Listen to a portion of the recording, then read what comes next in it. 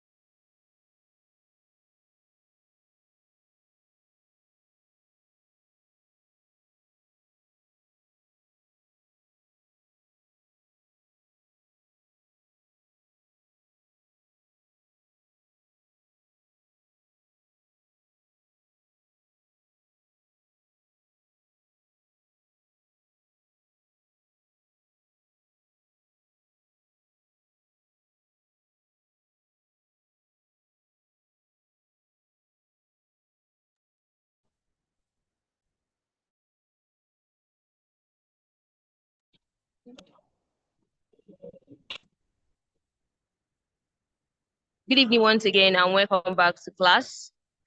My name is Mariam Kunto, and I'll be your host for the moderator for today's class. So before we start, I'd like to take the citation of our speaker for today, our facilitator for today. Our facilitator for today is Umar Yakub. Umar Yakub specializes in the area of data science, criminal justice system, financial crimes, and geoeconomics. At the national level, he has been a member of the National Risk Assessment Secretariat on money laundering and terrorism financing, and also one of the 8 members that developed the National Anti-Corruption Strategy to be implemented by the Office of the Attorney General of the Federation from 2017 to 2021. He has been involved in policy making related to the legal and institutional framework of anti-money laundering and combating the financing of terrorism in Nigeria by serving on the Presidential Committee on Financial Action Task Force.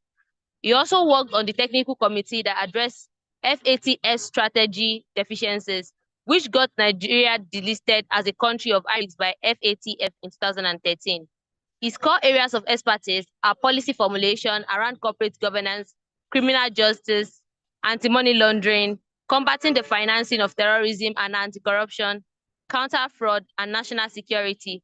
He has obtained degrees and certificates from Ahmadu Bello University, Zaria, Nasarawa State University, University of Chester, University of Leicester, and the University of Portsmouth in the UK, the University of Leiden in the Netherlands, and SDG Academy and Harvard Business School in the US. He's currently a PhD program on Defense and Security at the Nigerian Defense Academy. He's a member of the Nigerian Economic Society (NES), Nigerian Institute of Management (NIM), Associate of Certified Anti-Money Laundering Specialist, ACAMS, Association of Certified Fraud Examiners, ACFE, and Center for Counter Fraud Studies, CCFS UK. He is the Chief Executive Officer of Counter Fraud Center, LLC, and the Executive Director of the civil service organization, the Center for Fiscal Transparency and Integrity Watch. Ladies and gentlemen, our facilitator for today, Mr. Umar Yakub. Thank you very much.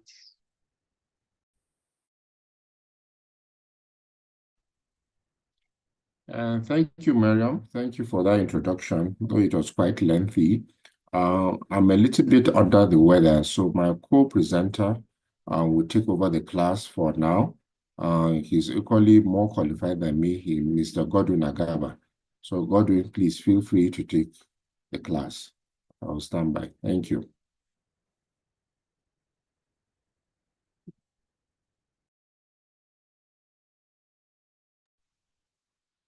Thank you so much, Dr. Umar, for the opportunity. Good evening, everyone. I will be taking the theoretical part while Dr. Umar will be adding his voice as much as possible. So please let me quickly share my slide, then we could start from there. Thank you.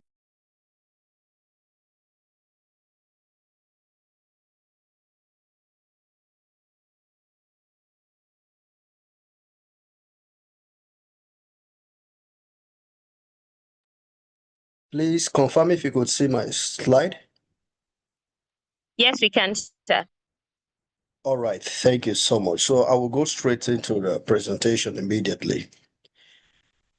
The topic we'll be speaking on is on governance and corruption, and just a quick introduction, or let me just give a quick analogy to drive the conversation.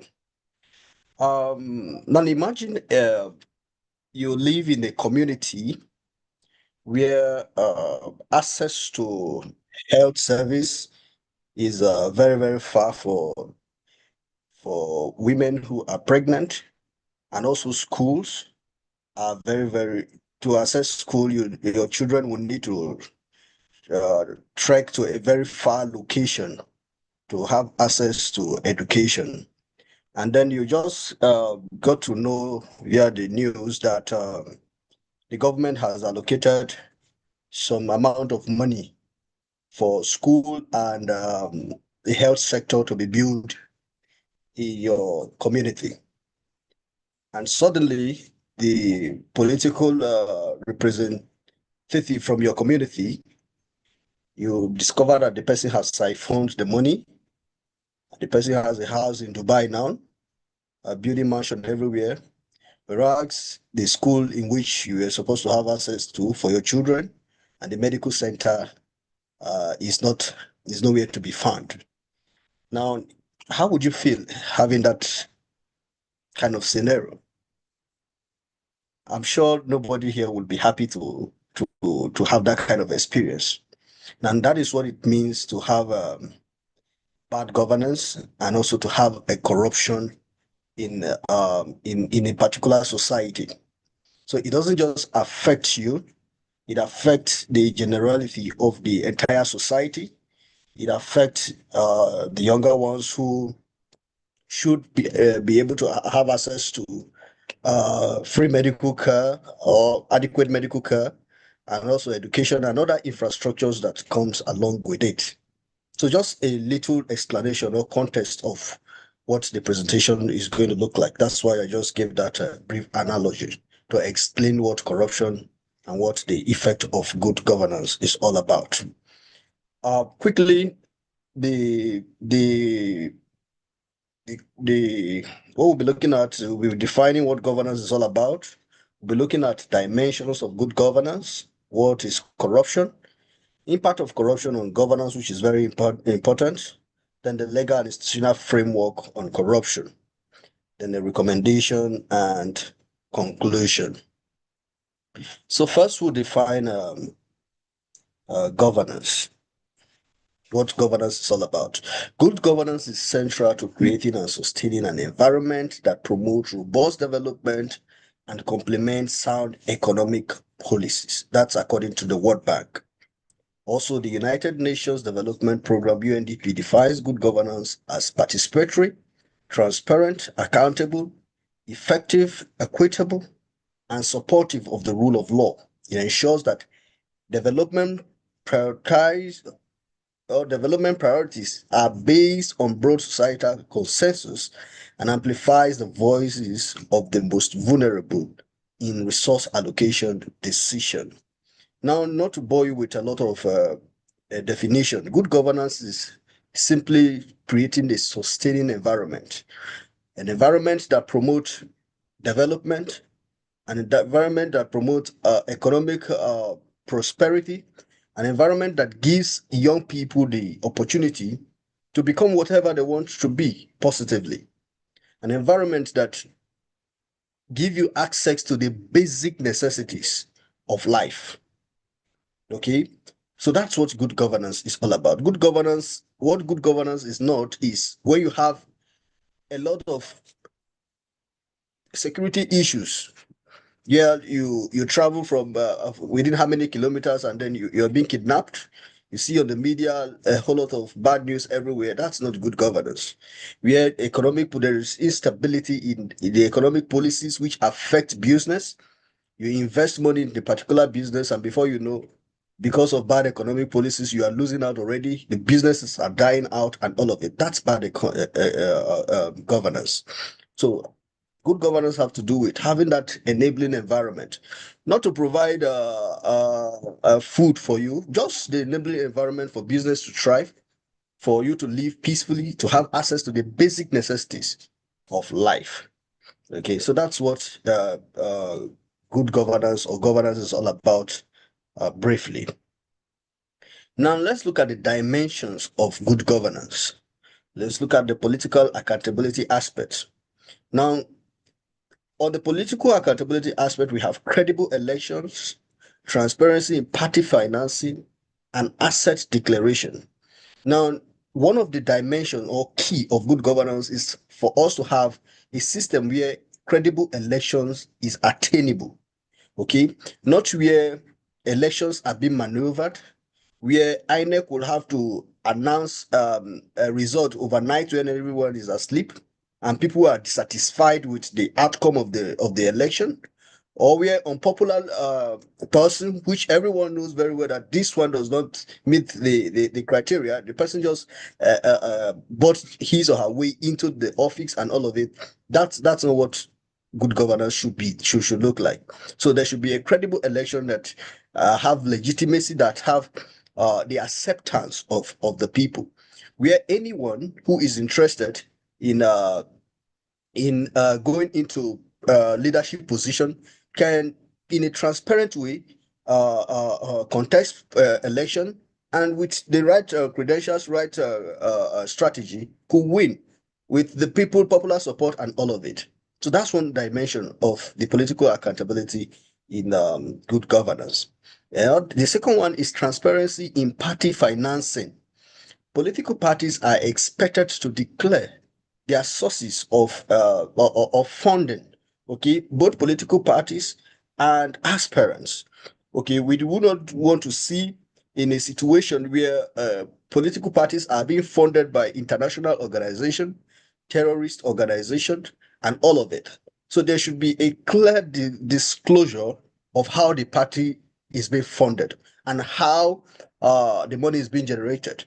Is it through dues? Is it through donations? How much was donated? How much was spent in a particular election, including the political aspirant? Now, speaking about this, you could easily relate it with the Nigerian context. Are political parties in Nigeria declaring their sources of financing? That's one question that we need to be asking ourselves. So that's one angle. Also, the last angle here in my slide is asset declaration. Now, as a public servant, you are expected to declare your assets before you go into holding public trust or public position. Okay?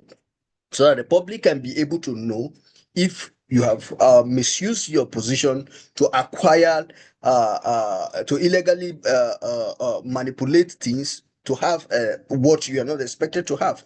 Okay, let's assume that you have just a bungalow before, and now you are the local government chairman, and then you are building houses in Kano, in Dubai, in Ghana, South Africa, everywhere, and then the key responsibilities of things that you're supposed to do for your community are all left undone. Okay, so that brings a lot of questioning. So in a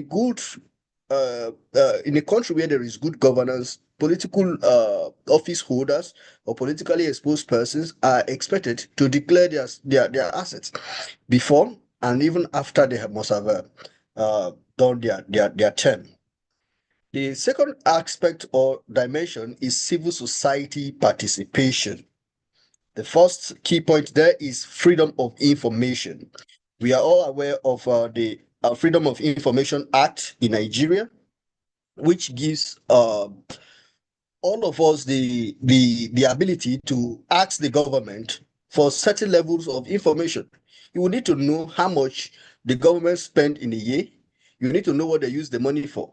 As a citizen, you have the right to demand for this information and that this information be provided to you at no cost.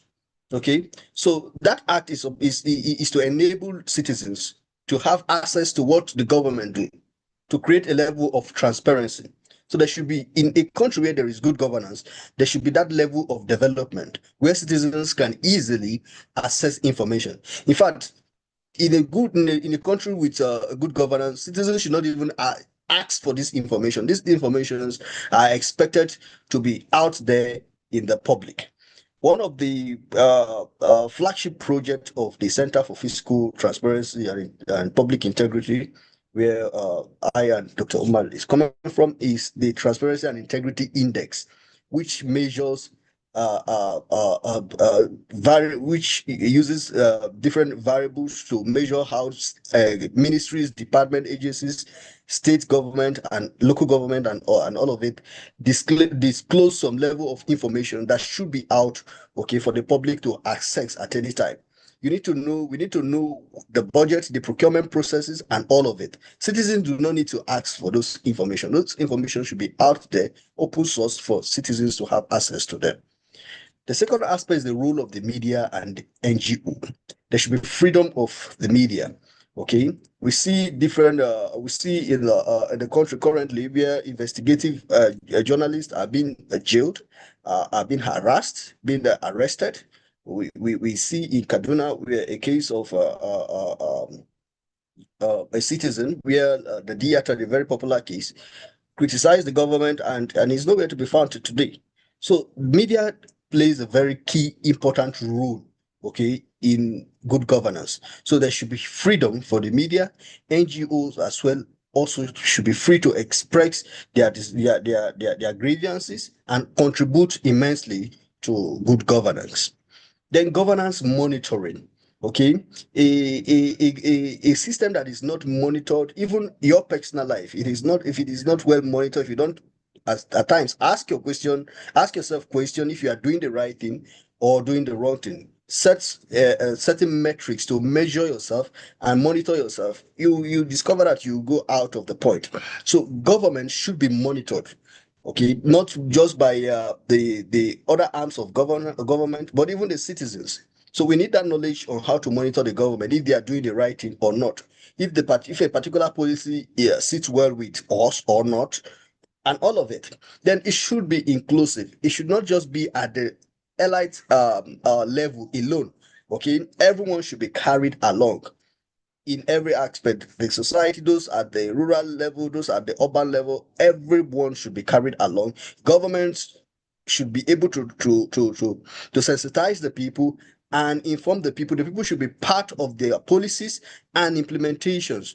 Okay, when we have that, we could say, okay, this particular society is appropriately governed. The other aspect is public sector management. The other dimension, public sector management. Now, public sector expenditure management, such as budget preparation and execution, financial accountability, procurement, and audit, are supposed to be appropriately managed.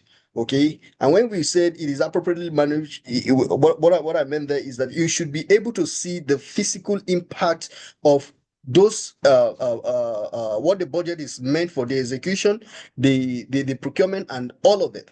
Okay, there should be a transparent system where you could see people bidding for the for a particular procurement process without any connection, winning the bid and delivering on it. Today I was just on Facebook going through some videos, and I came across the governor of Jigawa Osu questioning a contractor who has poorly executed a project. You could see with just a tiny stone he was hitting a bridge or something that should be concrete was bringing out dust. Something like it wasn't a good sight at all. What that means is that that project has been the execution aspect of it was poorly managed. Okay, now as a good governor that he is, he's going out to what to inspect all of that, and that's what we expect of our leaders. Okay, so as young persons in the college, you should have the ability that in every position that you find yourself, you should be able to demonstrate these dimensions of good governance that we're talking about. You do preparing budget. The budget should be something that people can see. Okay, people can monitor, people can measure, and people can hold you accountable. Procurement process should be what should be transparent. The audit, it should be open so that people will be able to see and all of it. So when it comes to public sector management, it should be excellent. Okay, one of the reasons why we have developed country, underdeveloped country, developing country is the fact that one of this segment manage their public sector very well. Okay, there is good management, there is good accountability. They are delivering on what they actually say. And that's why we say, okay, these ones are developed. This one is developing. It means they are coming up, but there are a lot of issues. Underdeveloped, it means nothing is happening there, or something is happening, but happening badly. Okay, or they're still coming up, or something like that. So, public sector management is a key aspect of good governance, and it is very, very important because without it, you cannot attain any tangible development. The last one is competitive private sector. Okay, now the private sector is the engine room of every economy. Without a private sector, employment rate will be low because the government cannot employ everyone. Innovation will be stagnated. Okay, now aside innovation, development. If you read some documentaries of the men that built America and all of it, you will see the massive impact of the private sector. Okay, where different guys, Ford and all of it, Roosevelt and all of the many, okay, where they use steel to power the economy, okay, to become what it is today. Many of them were into construction. We also see that in the works of Dangote. We see that in Boa, where they construct roads, okay, to make sure that the economy goes well and business goes on fine. So the private sector is a very important aspect of the economy. Okay, so there's a need for economic incentive framework and policies, not a situation where you will invest your billions of dollars into a particular economy, and then the economic policies tries to kill off the business. A typical example of what Dangote is facing currently. Imagine investing that kind of billions in building a refinery, and then getting crude becomes a problem. Nobody would ever foresee that if we have a private sector powered refinery, the major problem is to supply crude, whereas we are exporting this crude. Okay, so we should have economic incentive framework and policies that encourage these private individuals to go into business, not policies that end up killing business. Not when I start my business today and then a particular economic policy come up and the business fold up. No private sector could operate in that kind of a landscape, so which is bad. Now, competitive restructuring. This competitive restructuring, it should be open to everyone, not because one is because of the particular government favors one particular region or favor one particular individual and all of it. It is bad. Okay, so it should be competitive, and monopoly should not be encouraged, so that we could have a competitive. Anybody can go into the business and also prosper. Okay, so with that, we could have many private individuals going into it, having new innovations, and then business prosper and the economy prosper. Then transparency in corporate governance. Okay, so not just in the private sector, even not just in the public sector, even in the private sector, there is need for what? Transparency in corporate governance. Your policies should be clear as a private entity. Your labor laws and all of it should be clear, and also your financial management, so we know very well that you're not using the proceeds from your private entity to fund terrorism or to do any illegal thing, that you are investing it back into the country or doing something very good with it. So those are the dimensions of good governance. Now when we have these four, okay, rolling together and doing very well, the first one is political accountability, which is very, very important. When we have political accountability, all of the other three, okay, functions very, very well. But when political accountability is bad, public sector management will be affected, competitive private sector will be affected, civil society and participation of everyone will also be affected. Okay, so those are the dimensions. They are not exhaustive, there are other dimensions, but just for this presentation, we'll just, for the sake of this presentation, we'll just have these four for now to guide us through. Do you have any question at this point before I go to the next session? Are we following? Hello? Yes, we are following. Okay. All right. Thank you. Now let's go to corruption. Then we'll see how I could connect the dots there. Now, corruption is the misuse of public office, public resources, or public responsibility for private, personal, or group gain, according to this scholar in 2000. And that's the definition of corruption. And according to Transparency International, corruption is the abuse of entrusted power for private gain. Corruption erodes trust, weakens democracy, hampers economic development, and further exacerbates inequality, poverty, social division, and the environmental crisis. Now, corruption, it's not a new term to us, because coming from this part of the world, it's a recurring concept every day that we hear of. Okay, it's bad. It's not just bad. It stagnates growth and development. Okay, so it is the misuse of public office. Remember the example I gave from the start of the presentation, where I told you that imagine that you have this kind of need, and then the person who you have entrusted your trust and your vote and all of it, okay, based on the social contract theory, you have entrusted your vote and everything to represent you in return for good governance, in return for development, end up misusing the resources for private gain.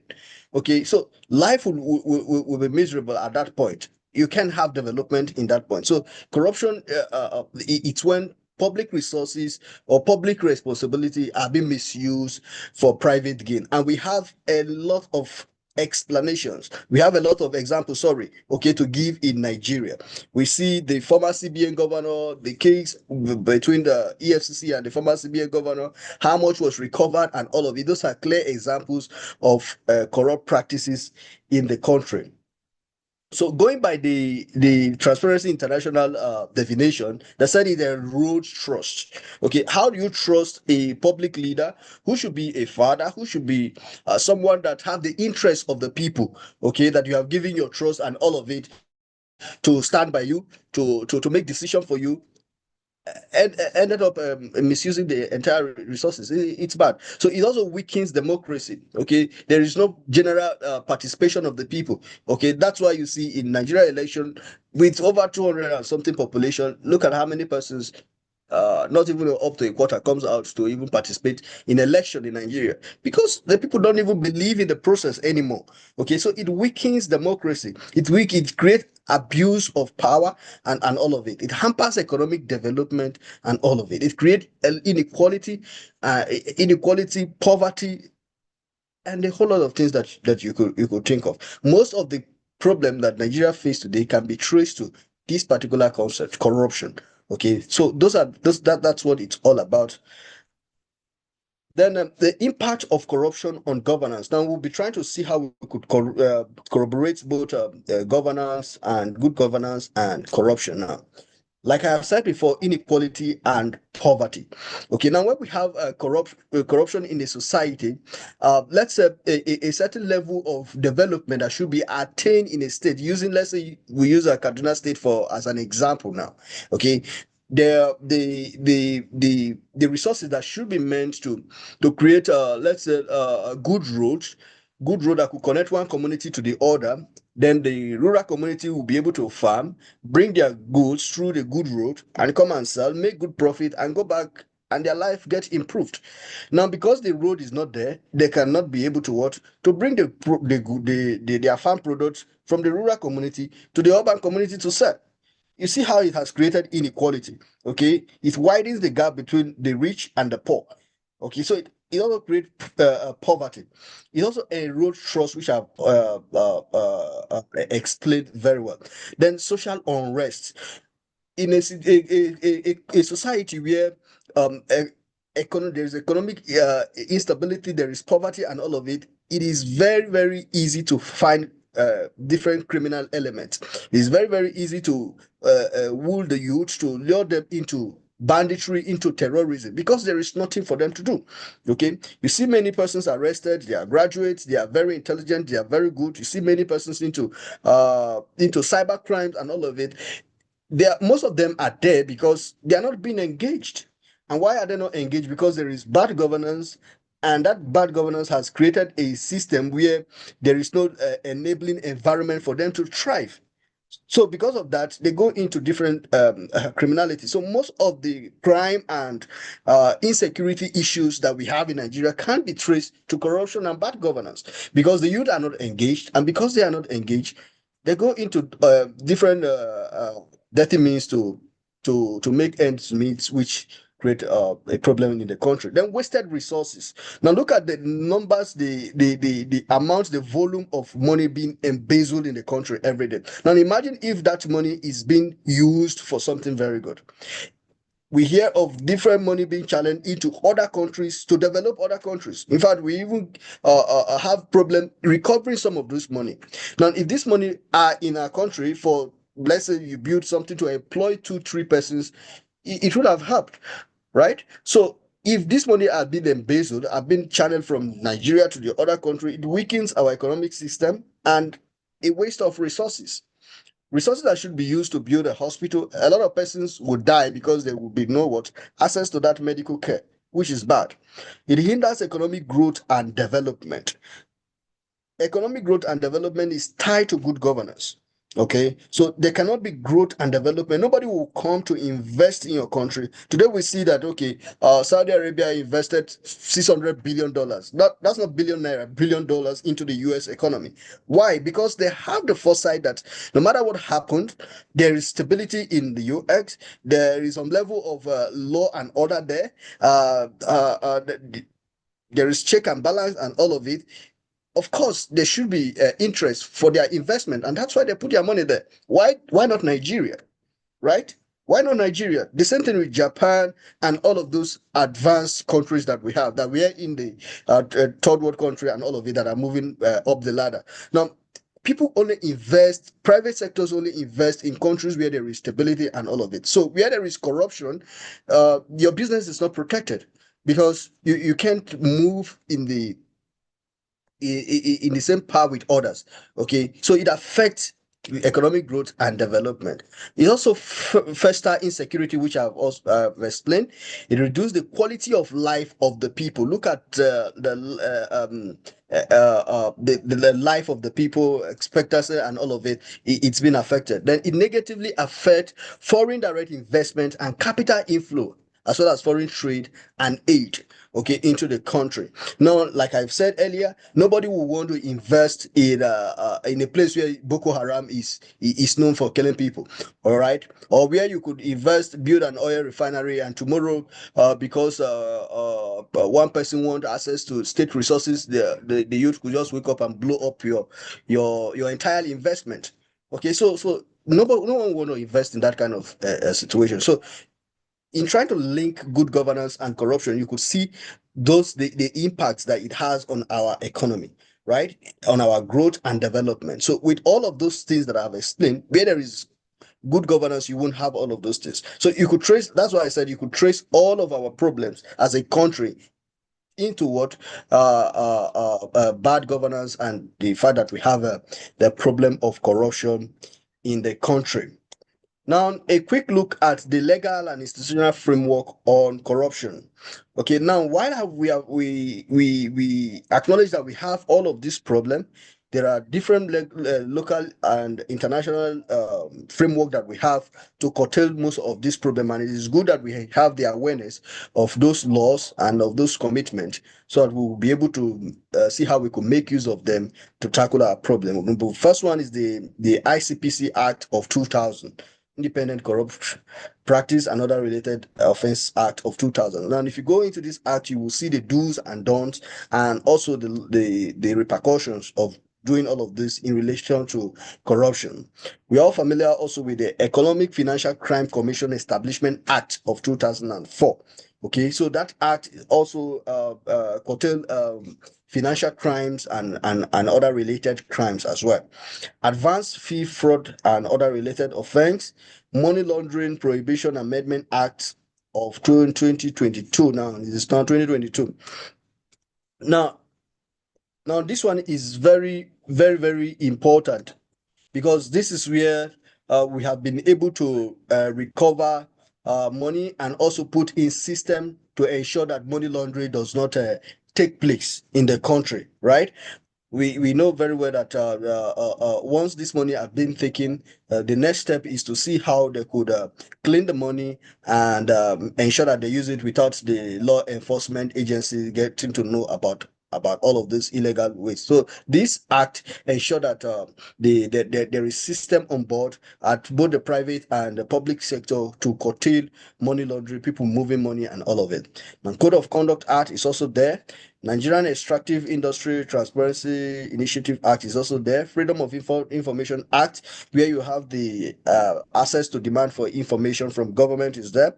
Fiscal Responsibility Act is there. Penal Code Laws of Federation of Nigeria and Criminal Code Law of Federation of Nigeria is also there. So those are we have the UNCAC and other international commitment that Nigeria has made in this regard. But then using those laws, we can be able to say, okay, are these laws effective? Are they not effective? Are they doing what they are expected to do in all of it? Are Nigerians relying on this law to demand for transparency and all of it? Now the question is up to us to answer it in that regard. But then these are some, they are not exhaustive. These are some of the legal and institutional framework that we have to fight corruption. Now, why those are laws? Some of the acts establish the institution itself. Like the ICPC Act is the one that established the commission itself to be able to prosecute cases of corruption. The same with EFCC and the regs as well.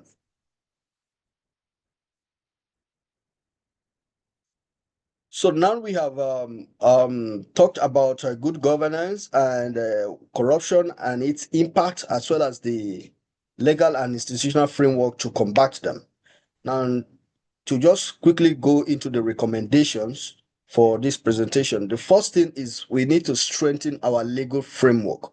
Okay, we need to have a robust law, develop and enforce clear, comprehensive law that promote transparency, accountability, and ethical behavior.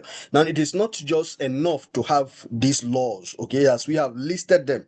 Remember, there's this wide saying that Nigeria doesn't have a problem with laws. We have the laws and all of those things, but are the laws effective in curtailing corruption, improving the governance system of the country?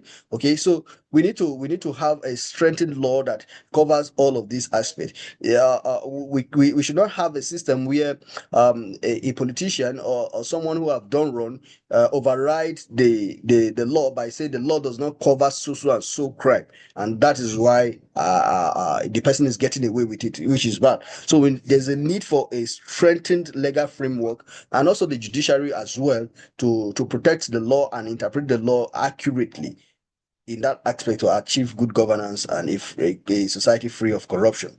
The second one is anti-corruption legislation. Implement and enforce anti-corruption laws to prevent and punish corrupt practices, which is related to the first one. The second recommendation is promote transparency and accountability.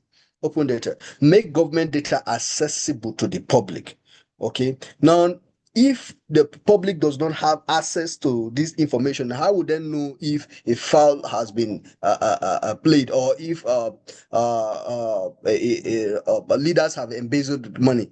We wouldn't know, because we know which, right? So it is based on the information that is out there and what we see that we could be able to hold them responsible. So there is a need for the government to make this information accessible as much as they can, and not just being accessible on their website, portals, and everywhere, but to also have a sensitization exercise going or recurring every day to be able to communicate their policies and their laws as well. Then whistleblower protection. There's a need to safeguard those who expose corruption by providing legal protection and incentives. In fact, there's a recent news on someone who whistleblow that the law enforcement agencies were able to discover a lot of cash in Lagos, and before you know, the person is in jail and finding it out to come out, which is very, very bad. So there should be whistleblower protection. We don't have this, we only have a policy on this in Nigeria currently, but there is a need for us to have the law, okay, so that people that come out to expose corruption are being protected, right? And also people are being encouraged to also whistleblow. When they see corrupt practices, they should be able to say it. And this is not just limited to the government. Even at our level as young people, wherever you are, in any office you are, at home, everywhere, you should be able to see corruption and speak against it immediately. Because if you don't speak against it, it is considered as a normal something. So whistleblower protection is also good. And also, if you're in a position to protect people that blow this whistle, you should also have that that mindset to protect people that blow the whistle. The third one is enhance public participation. That's citizens engagement. Involve citizens in decision-making process, public consultations, feedback mechanisms, and participatory budgeting to enhance governance. Now, if you do not engage the citizens, how would you know their challenges? So most of what we have currently are more of a top to bottom implementation of project budgeting and all of it, not a bottom top, okay? Because the citizens are not being carried along. And that is why you could see the government will build a particular infrastructure, and the people do not use it, because that is not what they need, right? It means they have not been consulted to know what actually they need in the community, as basic needs and all of it. You will see a community that need an access to medical care, and then they are building roads, right? How many persons have the car to use the road there? What they need there probably may be access to water, access to medical care, and all of it. Sometimes the medical services are there, but not accessible, very, very not affordable as well. Okay, so when you involve the public, you engage the citizens in all of it makes the government to be inclusive and participatory. Then you get to understand the need of the people. Some of the security crises that we have today, it is hard for the government to curtail them because the government is not carrying the people along. Remember, those persons that are terrorizing the people comes from a family, from a particular community.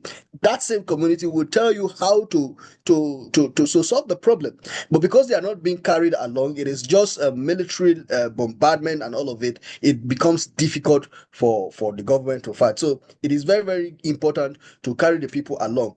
If your budget does not carry people with disability, how would you know that people living with disability have social need if you do not engage the people to ensure that it is part of your budget? So it is an important aspect of having a good governance in a country. Also, civil society organization. There's a need for government to to create an enabling environment for civil society organizations to thrive, because they monitor and most of the times have direct link with the people to understand from the point of view of the people and all of it. And then when we do not have that external monitoring system, which civil society organization perform, it becomes very difficult to hold the government accountable. There's a need for us to have a strengthened institutions, okay, independent judiciary, effective civil service, ombudsman office, and all of it, okay, are very important. If the EFCC is not being strengthened, if it has some limitations, or the executive can override it, it becomes a very big issue. Also, the judiciary as well, if they are not independent enough to perform their duty, justice will finding justice in the society will become a problem. There's a need for us also to promote ethical leadership, okay, lead by example. And as a young person in this training today, it doesn't just let the training just not just be like, okay, we're talking about our leaders, those who are elected and all of it. Now, at your family, at your local level, at your individual level, your group, your organization, and all of it, there's a need for you also to lead by example, okay. It goes from there to the top, okay. Those persons that are at the top, they are from families, are from different communities, local government, and all of it. So if we lead by example at our individual level and all of it, you discover that most of the problems are being solved. Okay, so we should demonstrate integrity, honesty, and ethical behavior in all that we do. It is not when it happens at the top, then we will say, okay, the leaders have done this and that. Whereas you at your individual level, you are not even demonstrating ethical behavior in that aspect, which is bad. Okay. Also, code of conduct, develop and enforce code of conduct for public officials. Okay, public officials should declare their asset and also some levels of codes that they cannot break. Okay, level of behavior that guides their behavior and all of it is also very important.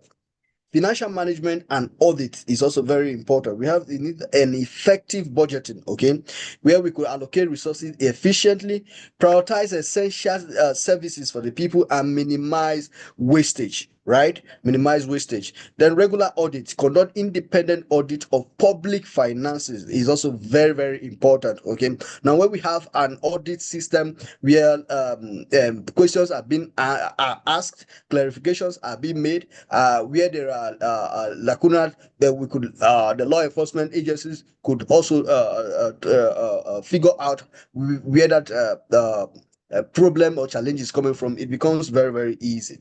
There's also a need to combat money laundering and illicit financial flow, which is very important, key to this discussion. We cannot have good governance where money laundering is and illicit financial flow is at the peak. It becomes difficult. So we need to have an anti-money laundering measures, not only in the private sector, also not only in the public sector, also in the private sector. Okay, the regulations for that to prevent money laundering need to be strengthened to ensure that we have a good mechanisms, a good system on ground to check it.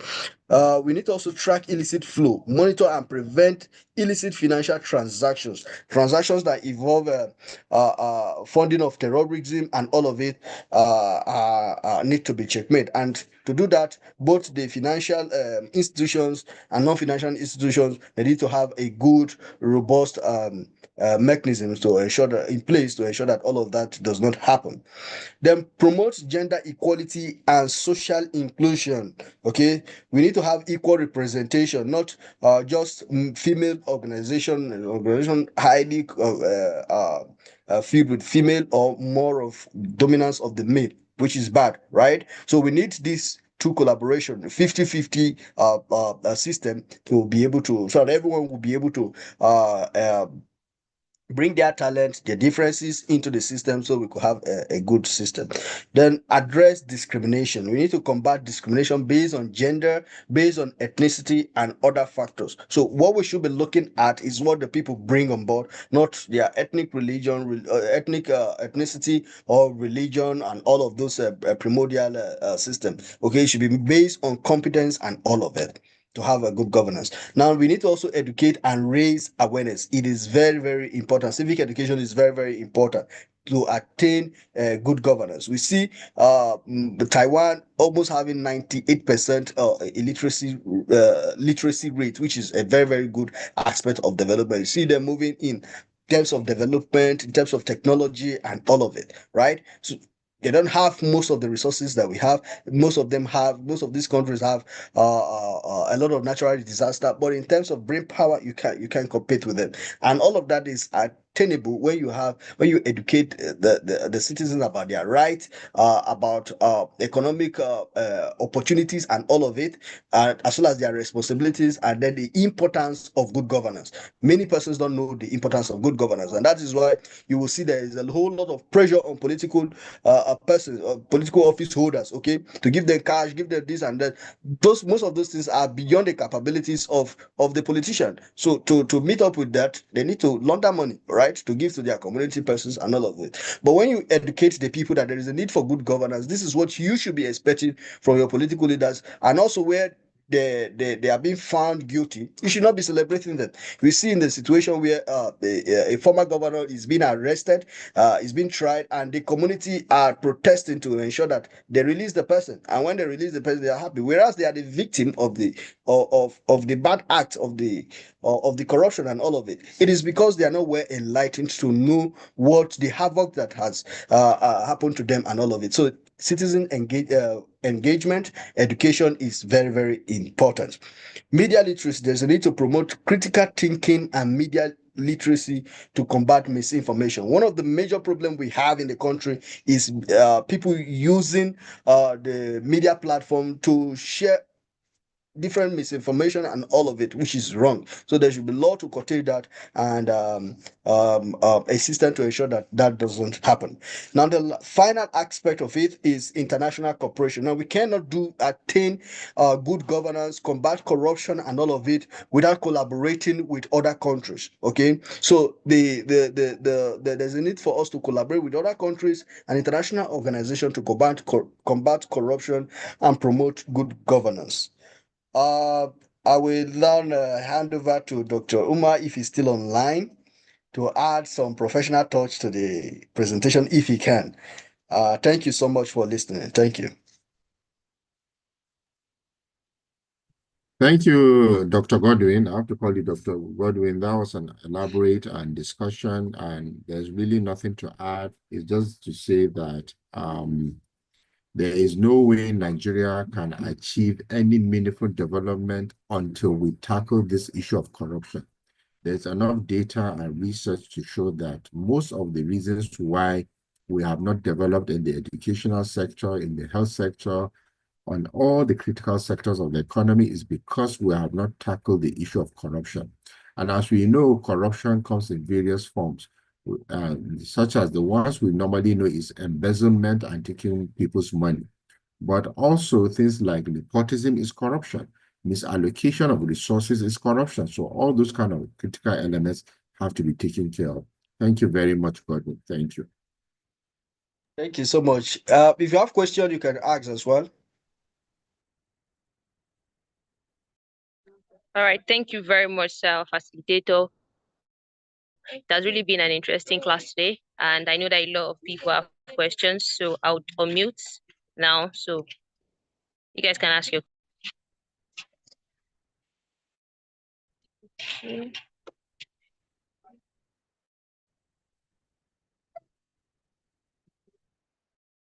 Okay, Shane Walota, you can speak now. Can unmute and Good evening, facilitator. I hope I'm audible.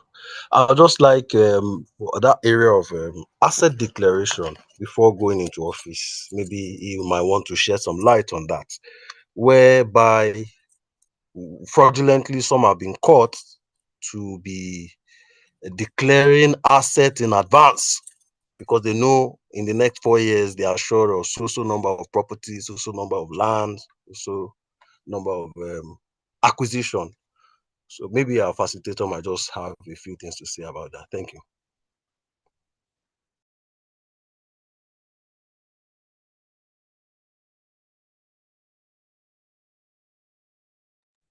Okay. All right. Okay, if I may respond, the purpose of the asset declaration is actually in our constitution, in the 1999 constitution, where all public officers, and when you talk about public officers, that includes all our political leaders, senators, House of Reps, and civil servants, and all of them, are supposed to declare their assets so that when they retire or they resign or after 4 years, the law enforcement agency or whoever is in charge can go and cross-check and see whether their assets have increased or decreased, like you said.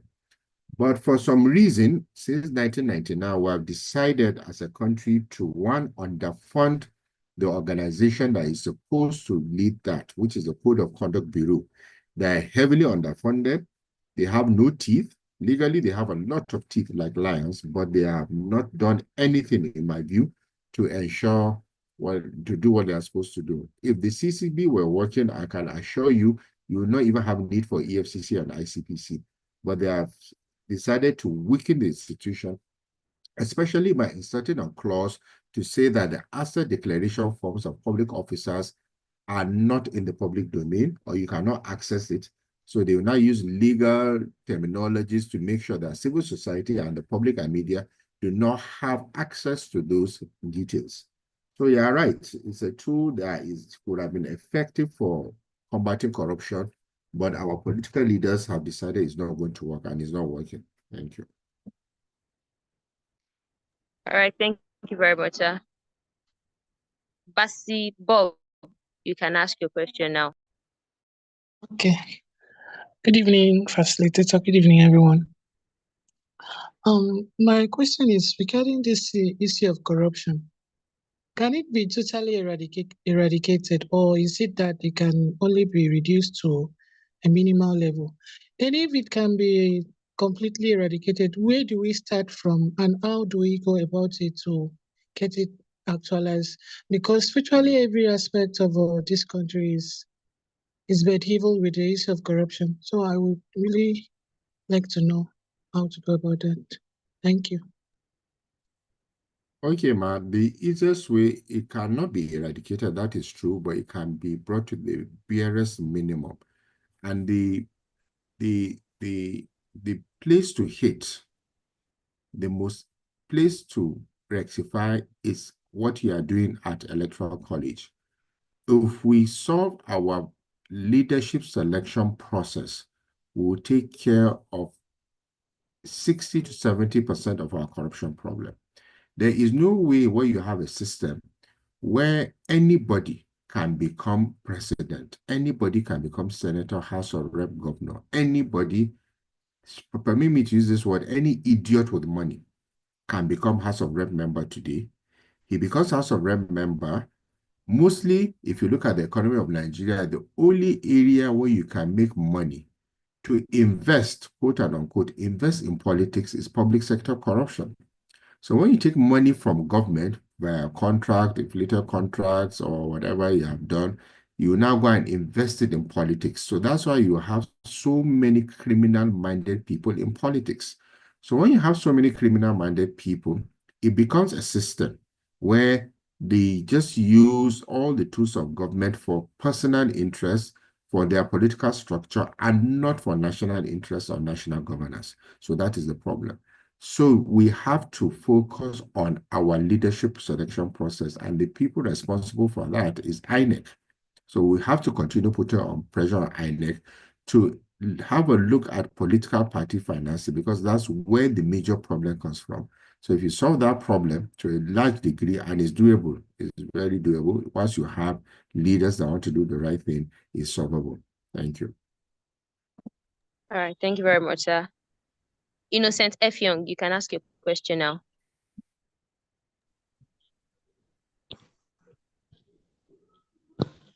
Hello, can you hear me? Yes, we can. Hello, can someone hear me? Hello?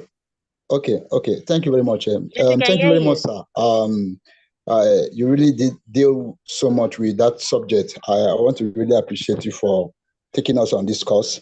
So my question is, sir, do you think that that we can leverage on technology, to address the issue of corruption in our public sector? And if yes, sir, what can you say, or what can you tell us, in respect to using technology to eradicate corruption? Because in Nigeria, corruption has become, I don't know how to say it. In fact, it's become a bottom-up approach. It's also a up-bottom approach. So I want to know, sir, if applying technology or leveraging on technology can be a good source of addressing corruption in our public sector. Thank you, sir. Okay, thank you very much for the question. If you look at our own corruption problem, one, we have political financing corruption, we have procurement corruption, those are the areas that are bleeding the most. So all these areas, the reason is because of human intervention, where the human has the human discretion to take decisions. So once you deploy technology, now imagine all this big brother we have where you find 80 million people voting during one of those, or America's Got Talent, sorry, where you can see 80 million voters and there's no rigging, no issue, it's all technology driven. Now imagine in Nigeria where we could all vote online in a secure manner where no politician can influence anything. You agree with me, 90% of people in office will not be in office today. So we solve that problem. Imagine if you have an online procurement system, an online recruitment system where your CV will speak for you, not because you know somebody, you solve the problem. So technology is a good enabler, but it's the humans that will agree for the technology to be used that it should be the problem. So if you are in the advocacy space, always advocate for the use of technology in these high critical areas that have high risk of corruption. Thank you. All right. Thank you very much, sir. There is a question in the chat box by Mohamed Lawal. He asked, if you want to know how your local or state government fund is spent, what are the procedures to follow? Okay, I will implore the Electoral College. I'll speak with Lisa. Please make it a mandatory class on the 3rd of April, please, by 10 a.m., where we are going to present accountability and local government monitoring tool for all of society to see how you can monitor local government funds. We are launching that program. I don't want to preempt it on the 3rd of April. So the Electoral College is invited and all your students are invited. We'll give the Zoom link. You can join online if you are not in Abuja. So we'll give the Zoom link. I promise I'll give you that. All right. Thank you very much, sir. Another question in the chat box by Justin Ponzi Plamden. He asks, thank you so much for this wonderful session. My concern is about transparency in governance. Is it possible to make an independent body with the duty of auditing the government? And if yes, how do we ensure it is totally independent? Thank you, sir. Well, it's impossible to have a totally independent organization. Independence has to do with the individual. Now, INEC is independent, National Electoral Commission, but are they truly independent? No, they're doing the bidding of politicians. So it all depends on the individual that wants to do the right thing or should do the right thing, honestly. But yes, it's a good suggestion. I was on TV last week and I recommended to have a Department of Government Efficiency. So the same thing, you can have a department that ensures transparency. We have all the laws, it's just implementation problem we have. All right, thank you very much, sir. Akachuku Macfred, you can ask your.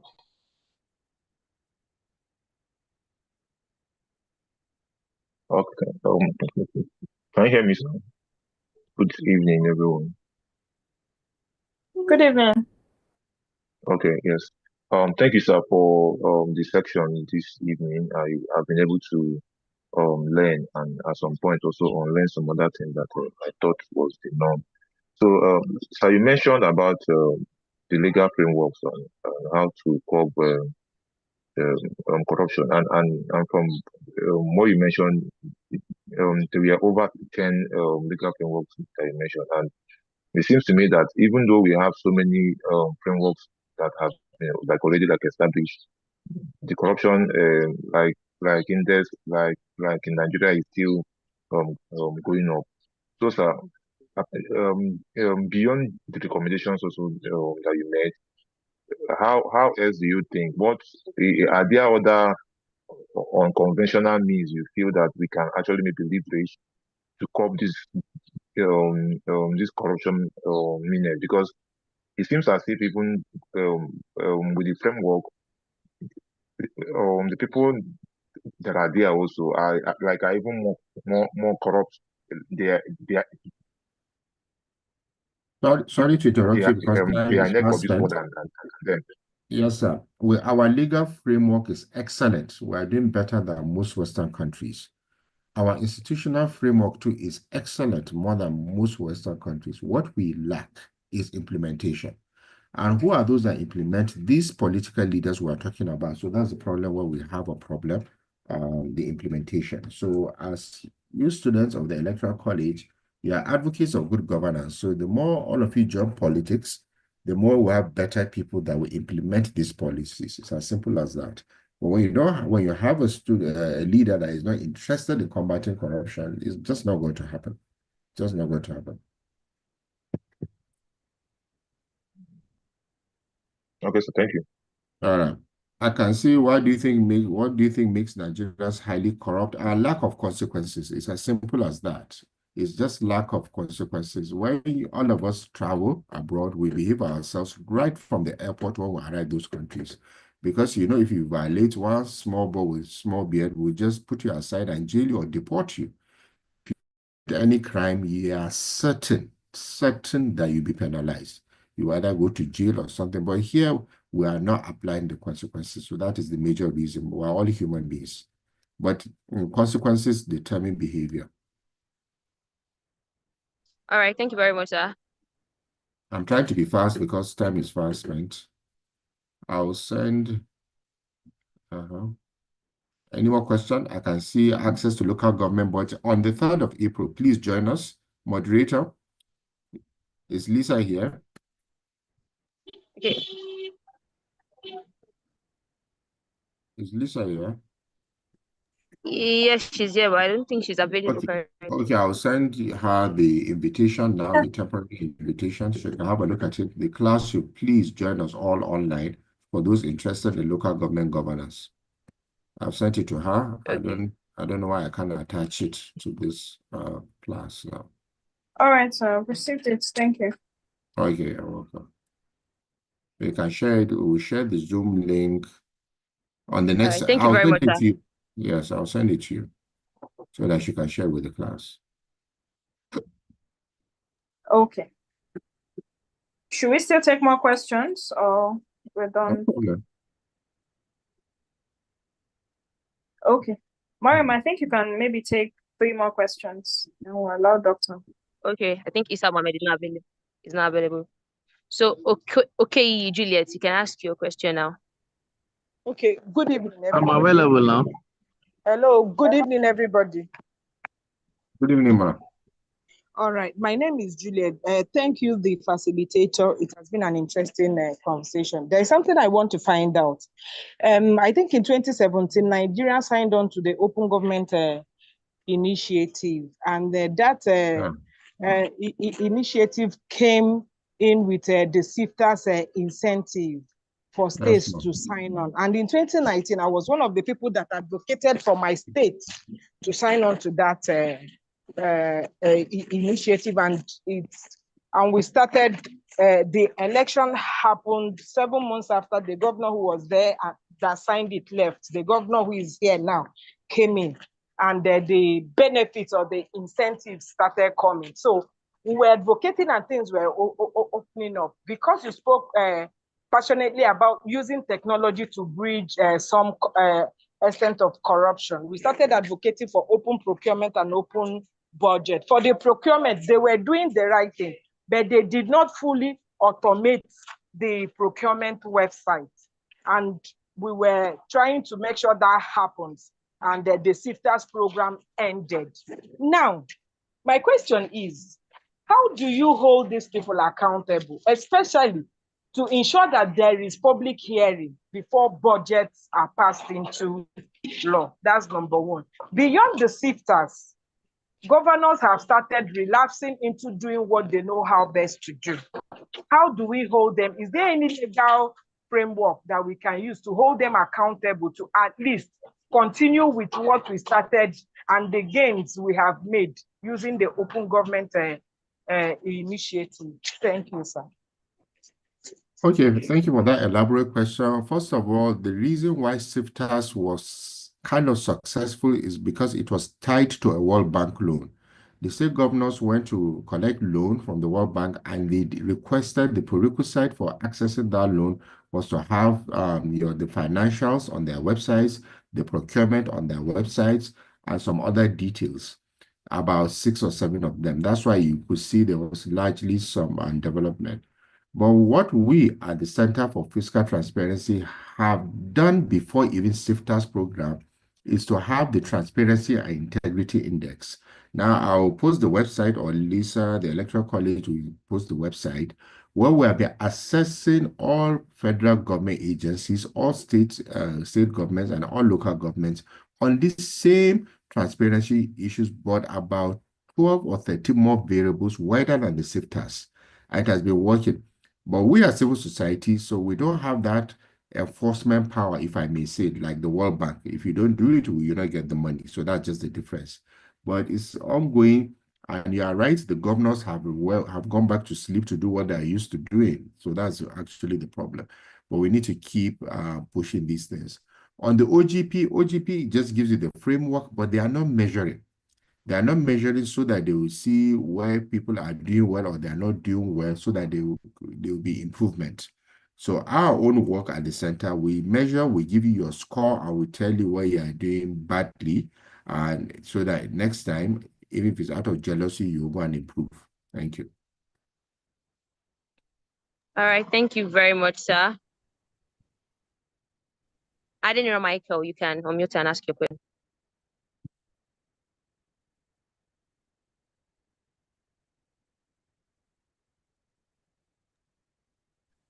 Is Adenira Good evening, Michael there? everyone. Yes, I'm here.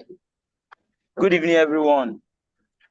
Good evening. My question is still on transparency, and I'm a student, and I want us to, like, the question I want to ask now, want to come from this angle, that the issue of transparency, sometimes whenever they handle the transparency with the students' union, they make sure even if there's anything that's maybe the student is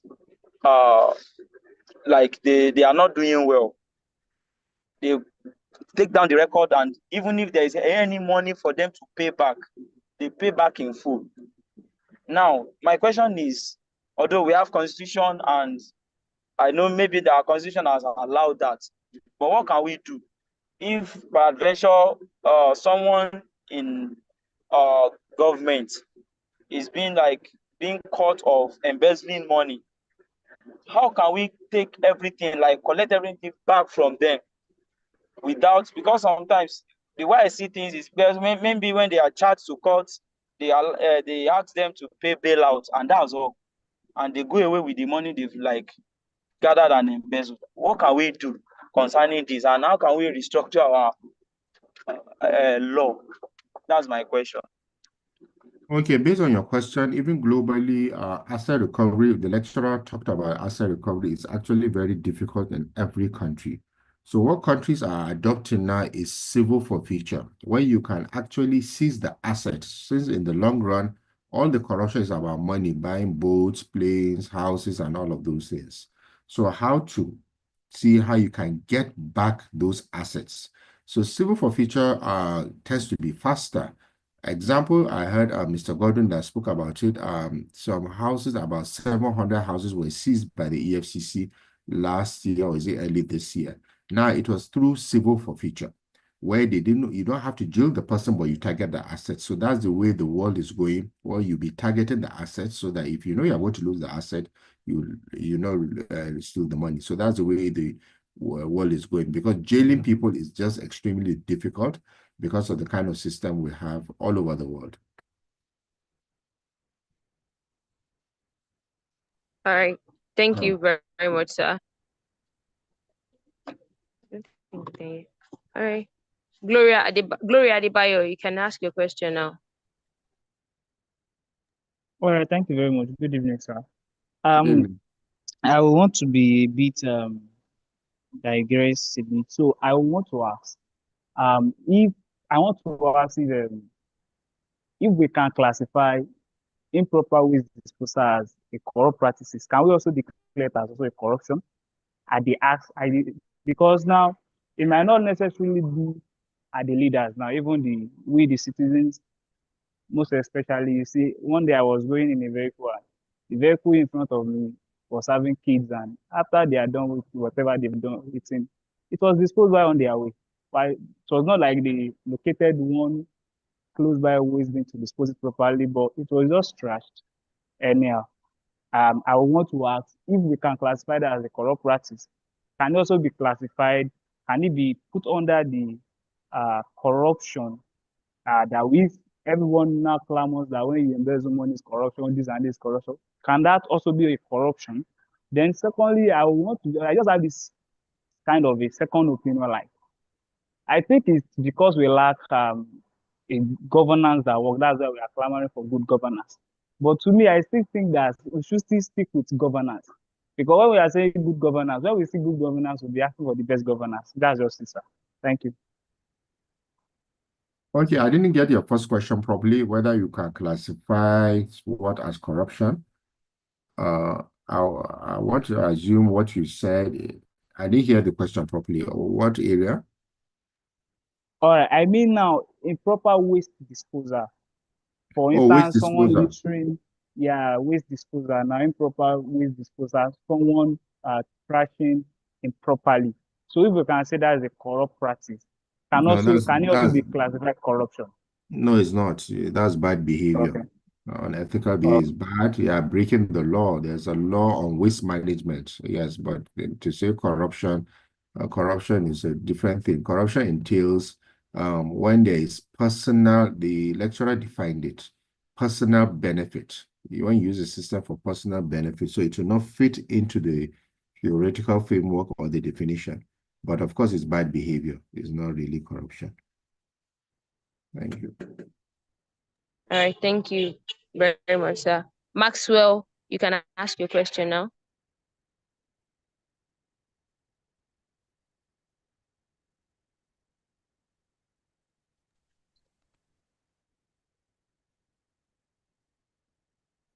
Is Maxwell there?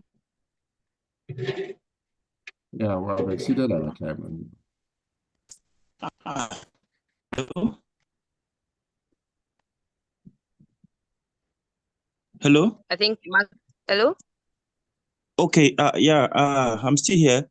I said my question is around the recommendations a facilitator gave, and I want to talk about promotion of transparency and accountability, where he made mention of open data, where government have the mandate to share its data, or make it accessible to the public.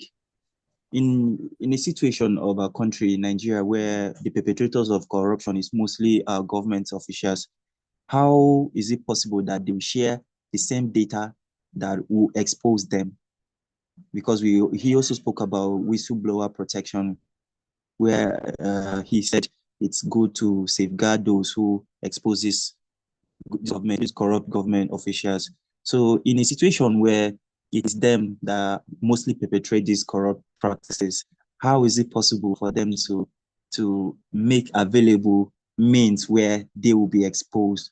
Then secondly, I want to talk about the other recommendation he made about enhancing public participation.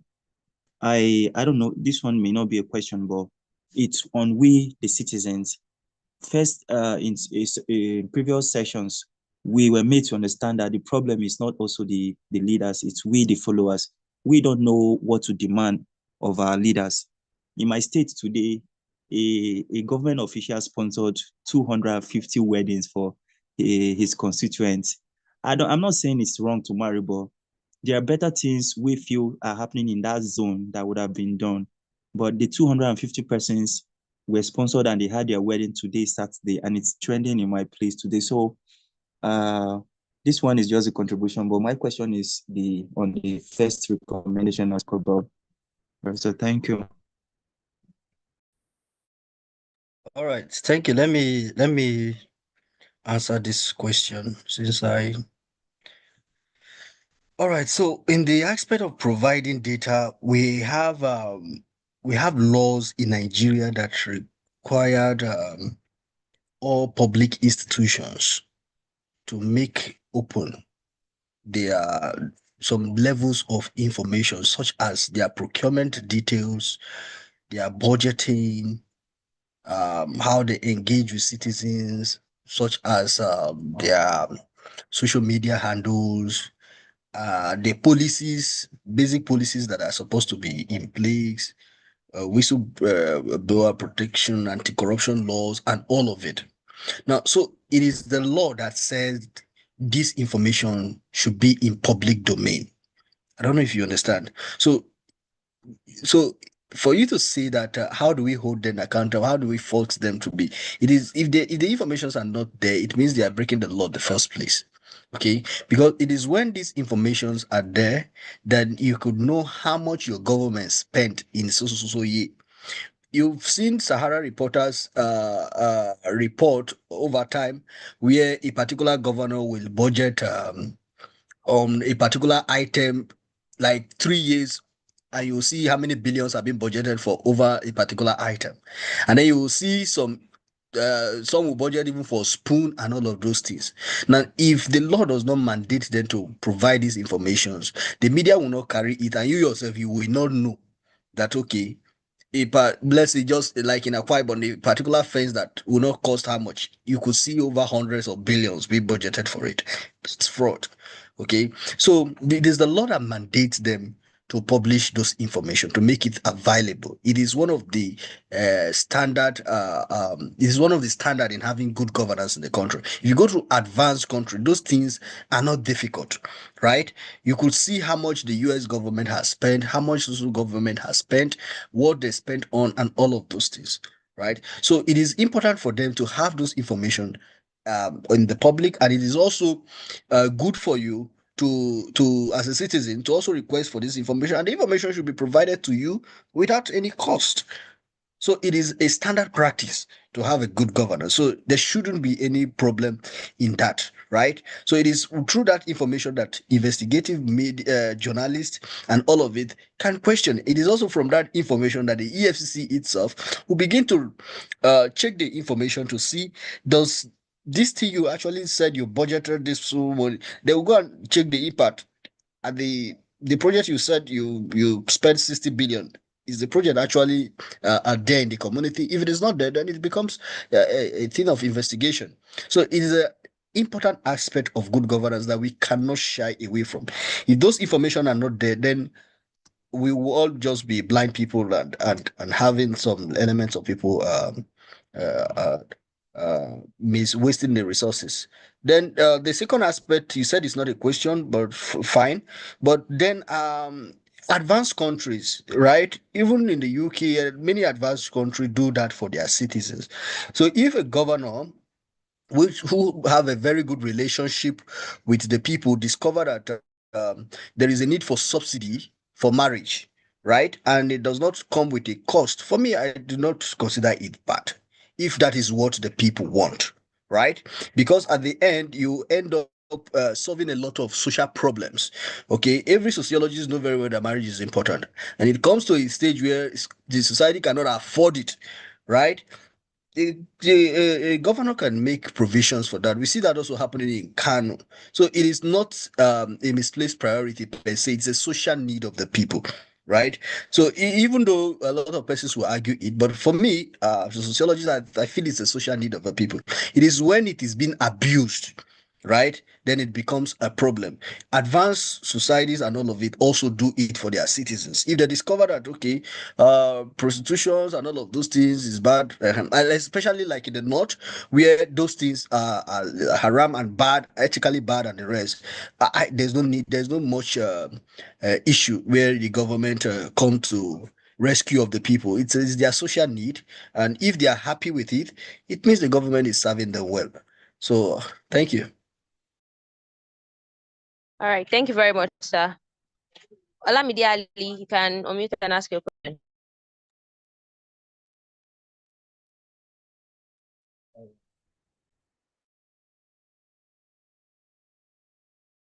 I don't think Olamide Ali is available, so we'll take Ibrahim Umar.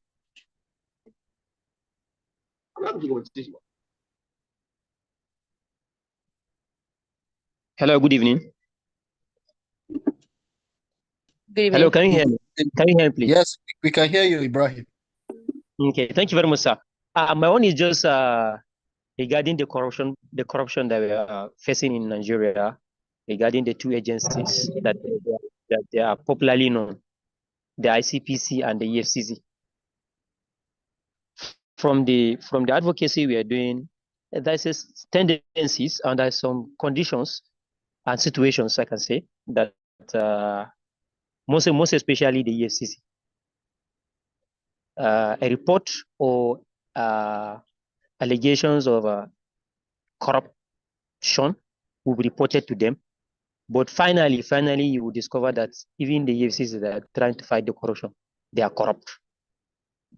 So what way are we going to try to see how we can address such as a first step?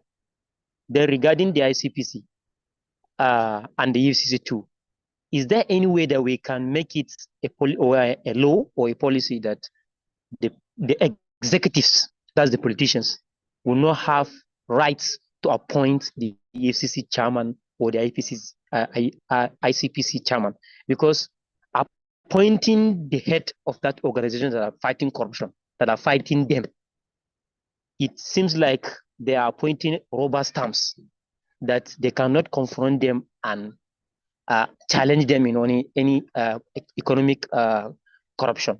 For example, like the current ICPC chairman, I can remember some stories he gave us in one of the public presentation that he did, that it get to a stage that a government official that is in the current government that give him the opportunity to serve as ICPC chairman have been cut off, victim of corruption. When the commission, the ICPC approach him, trying to frustrate him so that to get the fund back, he's trying to, what do we call it, target the ICPC chairman seat so that he will be removed by the executive seat, because he's claiming that they are the one that appointed him. If to say that the ICPC chairman is weak, he can resist and maintain his seat, or I don't know how to express it. So is there any way that we can create a law that these two head organizations should be appointed based on civil service cadre or any other way, but not by the executives? That's the politicians. Thank you. All right, thank you so much, Ibrahim Umar. It's a very important question that you've asked. Late last year, we published a report in collaboration with the United Nations Convention Against Corruption called the UNCAC Parallel Report to assess the implementation of the UNCAC in Nigeria, to assess our compliance as a country. We published that report in around December and had a program on it January this year. And one of the findings of that report states the interference, okay, and the lack of independence of the anti-corruption agencies, the ICPC, EFCC. So it is a gap that I will also encourage all of us here to also advocate on, where it can be on the basis of cadre, or as it is being done in the judicial system, right? Where there is a judicial body that scrutinize how judicial officers comes to be at the top level and all of it. But then you should also note that the structure of governance in Nigeria here requires that the president who is the chief executive officer of the country, right, make that a decision. So if we have a president whose political will or who abides by the law, I don't think that should be a particular problem.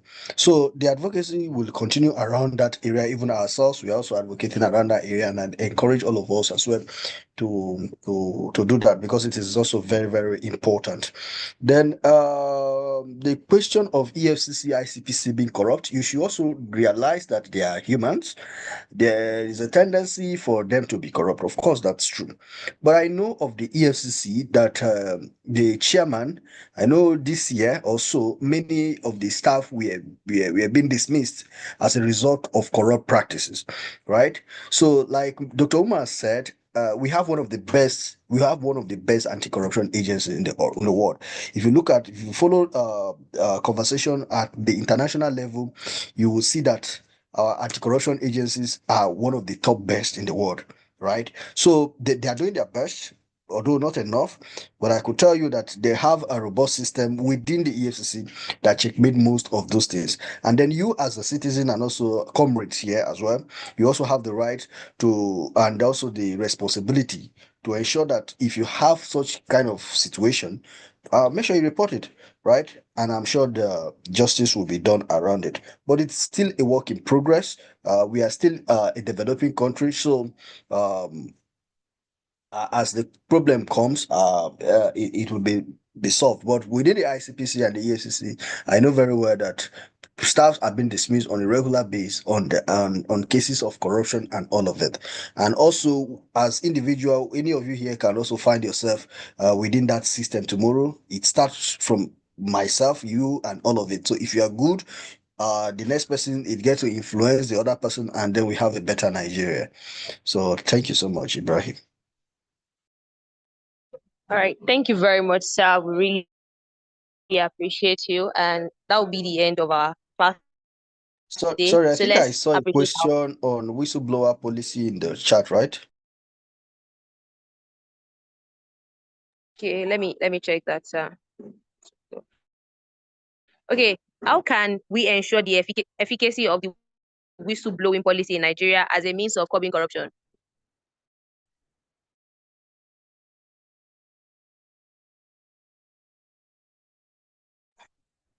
Can you hear me? Hello, sir. All Yes, right, sir, we all can hear right. you now. The network was breaking up. All right, now currently, that's a very important question. In fact, without that policy, without that law, it's not a law; it's a policy within the Ministry of Finance, right? So there've been an advocacy by civil society organizations like us and the Rex. In fact, we even have a program on it coming up very soon as well that we are also planning very soon. Probably I'll talk to Dr. Omar to see if we could share the link so you could join the conversation. You guys could join the conversation around it. So what we have currently is a policy at the CBN. So you can whistleblow, right? In fact, if you whistleblow, there's a percentage also. I think 10 or 3 or so that the Federal Ministry of Finance will give you if it leads to actual recovery if you do whistleblow. Also, the EFCC also give incentives if you whistleblow. About how many percent of the money recovered? The problem is protection, right? So the policy is a policy. It's not a law. So it's not binding so hard. It's just a policy. So we need a law that will protect those who whistleblow and the witness as well. So with that's what we don't have currently, and that's one of the major problem with anti-corruption fight in Nigeria currently. Okay, so if we do not have that law, it will be difficult for people to whistleblow. It will be difficult to protect them as well, right? So that's one of the problem we're having currently, and I wish all of us here as well as comrade could also join in the advocacy around that area to see that the National Assembly passed it into law that we have whistleblower and witness protection as a law, as laws in Nigeria, so that people can whistleblow and not end up in the prison. I have a friend who currently is faced with a problem. He was a director even in JAMB, right? And then the current JAMB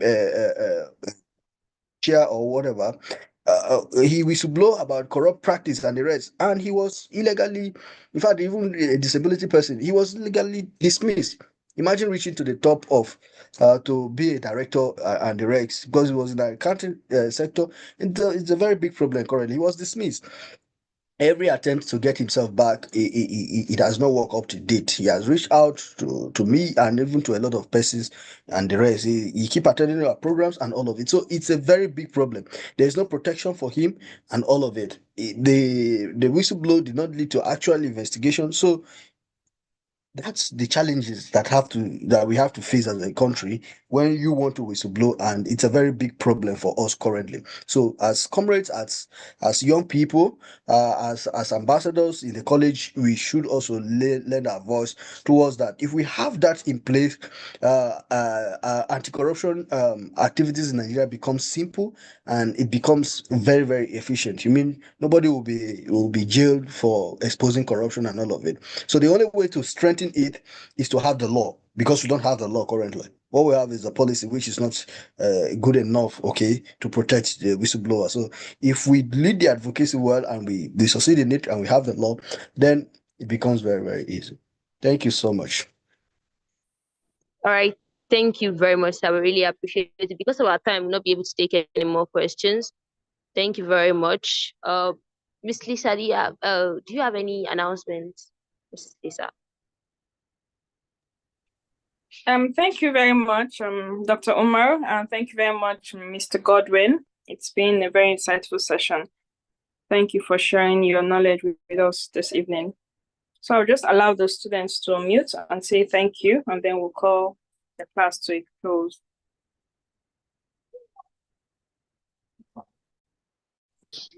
Thank you very much. Thank you, for sir. All right, thank you, sir. Thank you very much, sir. Thank you. Thank you so much, Thank sir. you. Thank you, sir. Thank you, sir. Really Thank you so appreciate much. it. Thank you. Iftar Thank you. Mubarak. Thank you for being Thank you. everybody. It was very interesting, sir.